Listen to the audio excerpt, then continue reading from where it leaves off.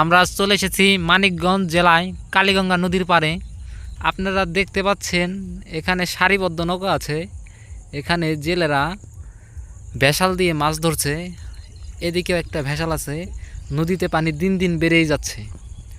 সম্ভবত এদিকে নদীর চর।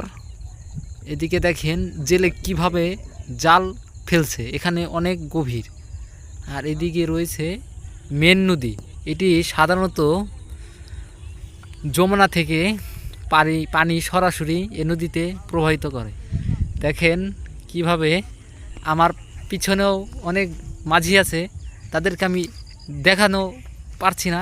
এই যে আপনারা দেখতে পাচ্ছেন এদিকে বাড়িঘর, এই বর্ষা মৌসুমে ওইদিকে বাড়িঘর। এই বর্ষা মৌসুমে সারা চর প্লাবিত হয়ে যায়। নদীতে প্রচুর পরিমাণে স্রোত প্রবাহিত করছে। এই